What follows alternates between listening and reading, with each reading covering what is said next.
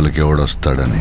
ప్రభాస్ నటించిన సలార్ చిత్రం ఎన్నో వాయిదాల తర్వాత, అది కూడా ఎటువంటి హడావిడి లేకుండా థియేటర్లలో విడుదలై భారీ హిట్ను తన ఖాతాలో వేసుకున్నాడు. ఆ సమయంలో ప్రభాస్ అభిమానులు చేసిన సందడి అంతా ఇంత కాదు.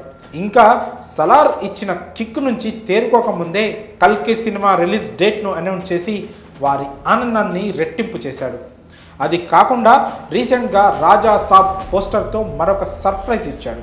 ఇంకా ప్రభాస్ అభిమానులు డార్లింగ్ చిత్రాల కోసం 1000 కళ్ళతో ఎదురు చూస్తున్నారు. కానీ ప్రస్తుతం సోషల్ మీడియాలో వినిపించే టాక్ చూస్తుంటే మాత్రం కల్కి సినిమా విడుదల కాస్త ఆలస్యం అవుతుందేమో అనే సందేహాలు వ్యక్తమవుతున్నాయి. దీనికి కారణం ప్రభాస్కి గతంలో అయిన గాయమే అని తెలుస్తోంది.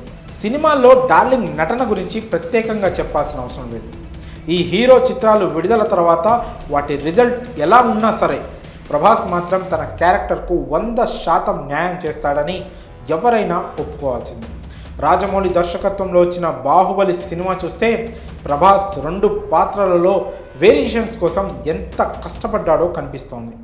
వెండి తెరపైన ఎంతో అద్భుతంగా పేరుకు తగినట్లు బాహుబలిలా కనిపించిన ప్రభాస్ తెర వెనుక దానికోసం ఎంత కష్టపడ్డాడు.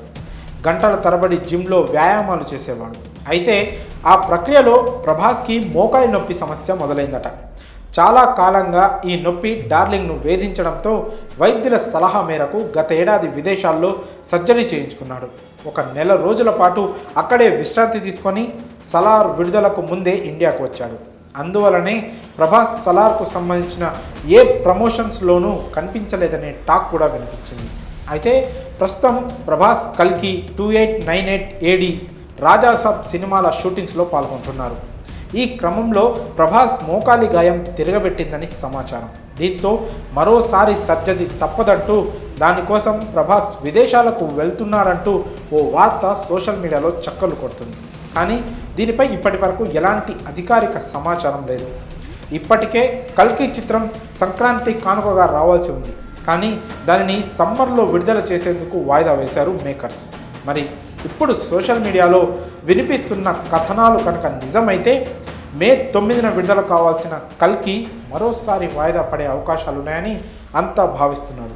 మరి ఈ విషయంపై మీ అభిప్రాయాలను కామెంట్స్ రూపంలో తెలియజేయండి.